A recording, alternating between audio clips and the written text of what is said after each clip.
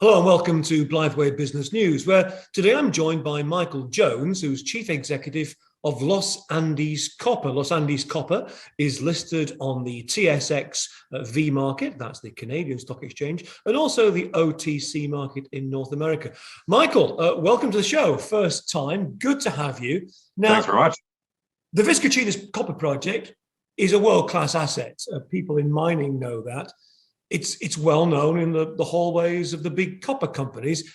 It's not well known in the capital markets. Why is that? Well, really, the company has been a listed private company almost. I mean, it's been a company that's focused on the technical aspects of the project and really not focused on its public market profile. And I was appointed in late October. I've been a senior officer of public companies for more than 30 years, raised over $2 billion. So Warren Gilman, who's one of the shareholders of the company out of Hong Kong, alerted me to the opportunity. And I've been brought on to really increase the profile and do the work. Well, let's hope we're going to make a good first start here today. Okay, so welcome to the show. Welcome to Los Andes Copper. Tell us something about the project. What is it that makes Vizcachitas stand out as a copper play? Well, the first thing is the scale. So it's 13 billion pounds of copper equivalent. The engineering study that's been done puts it at 150,000 tons a year of copper production that the asset is capable of.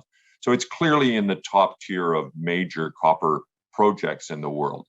The other thing is that it's located an hour and a half drive from Santiago, and it's at 2,000 meters elevation. So this is quite different than a lot of other things that are at high elevations or remote locations. So it has easy access to power, rail, logistics overall. And with that scale of copper in that position, it really does rank that tier one type of asset. So not yet in production, but a tier one asset. I assume you're drilling on site. So give us an update on what the drilling is, what's happening, and what can you tell us about it? Yeah, it's quite interesting that actually for a billion-ton resource measured and indicated, it only has about 60,000 meters of drilling. And historically, the property's been quite fragmented and a number of different permits, which expired over time. So this is the first time really that the asset has been consolidated as a property position, and we're able to drill wherever we want. So we're busy with that now. We have 3 drill rigs on site. We're going to go up to 5 drill rigs and really start to expand this logically. We're offsetting, for example, 500-meter intercepts of copper that just frankly haven't been stepped out on. So we're very excited about this phase of the work as we start to see some of the outer parts of this deposit and really bring it to the market's attention. The mining markets have been obsessed in recent years about electric vehicles and people getting excited about lithium and nickel and rare earths, quite rightly. And I suppose historically we've associated copper with the construction industry and wiring and that kind of developments. Copper has got its role to play though, hasn't it, in the EV transition? Tell us a bit about that. Well, absolutely. I mean, the fundamental engine of an electric vehicle is actually an electric motor, which is wound with copper winding. So copper is a huge component of the vehicle itself. But also there's a great push towards, of course, renewable energy sources. And it's quite interesting that, if you connect a very large power plant at gigawatts, it's one connection. If you're going to go to the renewables and sustainable market, now you're talking about distributed power generation at various locations. And that can require up to 6 times as much copper just to wire that all together. So a lot of people focused on electric vehicles, but they're not thinking about the grid implications. I mean, the other thing is, you think about the amount of energy brought into a city and a gas station and the series of gas stations and fueling depots. If that energy's all got to be converted to electric energy, think about the amount of transmission and transformers that requires to bring that energy and that grid to be available for vehicles in the first place. And I think this is a really interesting component of the development that people haven't thought through all the implications of this in the years ahead. All right, so, copper essential for a wide range of electrical applications, vehicles, grids, power. Chile is one of the largest copper producing nation on the planet. How important is it that we start investing in Chilean copper now? Well, as you say, 30% of the world's copper production comes from Chile. One question we get often from investors is about the political sense around Chile and mining. A left of center president, young fellow, has just been elected.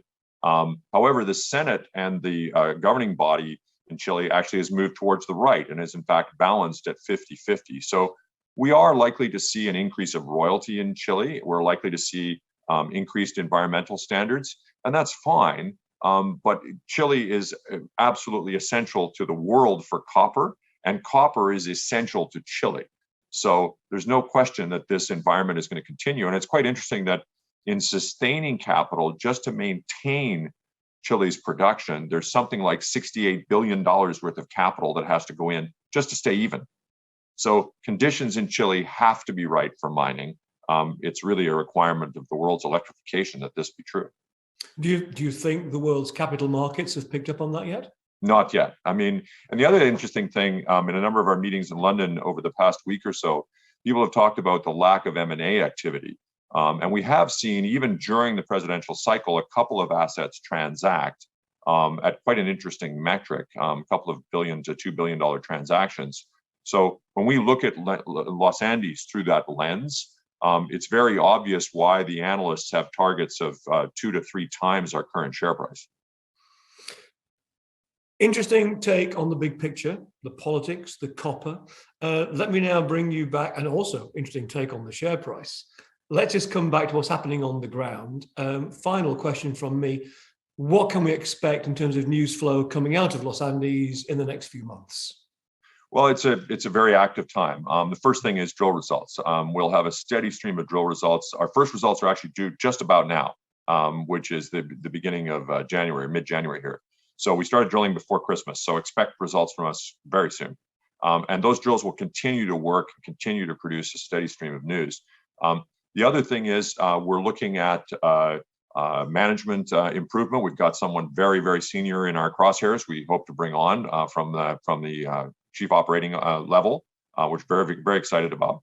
And then finally, we're really looking at upgrading all of the company's systems. So things like an annual information form, an application to upgrade our listing, increasing our governance, all of that sort of work is underway already. I mean, clearly, this is a company that should be on some major exchanges because of its world-class asset. I've been brought on to bring in some of that discipline and that effort to create all of those things that the company strategically and corporately also moves forward, which we'll do over the next few months.